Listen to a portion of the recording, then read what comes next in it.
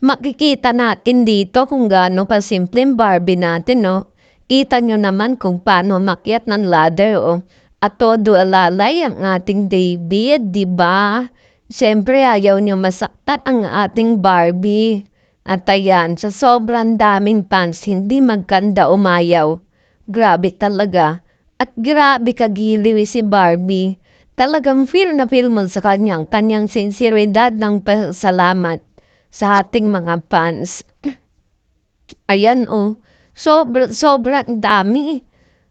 At ang naghihintay sa kanila ha. Ayan, sigawan, iritan, siksikan. Ang init niyan sa Tarlac eh. Alam niyo naman siguro ngayon, summer na, di ba?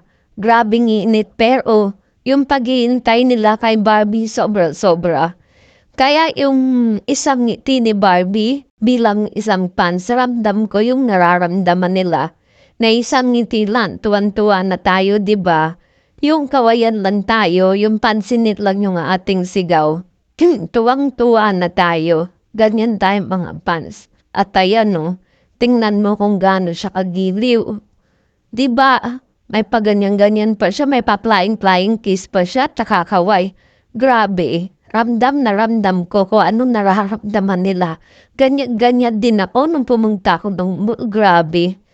Grabe yung tuwan-tuwa ko, may talon pa ako. At saka yung sigaw ko, talagang aabot ng kabilang mundo. Ayan o, diba? Katuwa sila o. Tsaka makikita mo kay Barbie, parang siyang bata. Parang siyang bata na giliw na, sabik na sabik.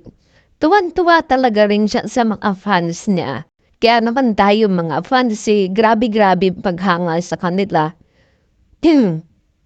At kung paano siya paligayahin ni David, dun tayo tuwan-tuwa. Kung paano siya, ayan o, kung paano siya alalayan. At saka kita mo naman ang mga braso nila, lagi naka-8-8, lagi naka-angkla. Para bang ibig sabihin, akin to, sa akin to, si Barbie, wala makataagaw.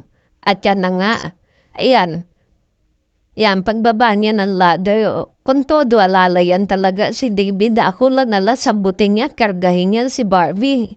Grabe talaga pag-alalay niya dyan.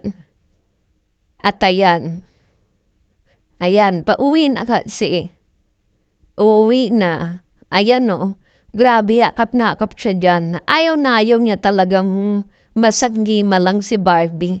Siyempre, alam naman natin tayo mga fans, di ba? Mahawa katlat sa buhok, tuwa na. Ganon tayo, kaya todo talaga, niya na protektado talaga si Barbie. Si Barbie at saka papa ni Barbie yun. Kasi nakita ko ng papa niya.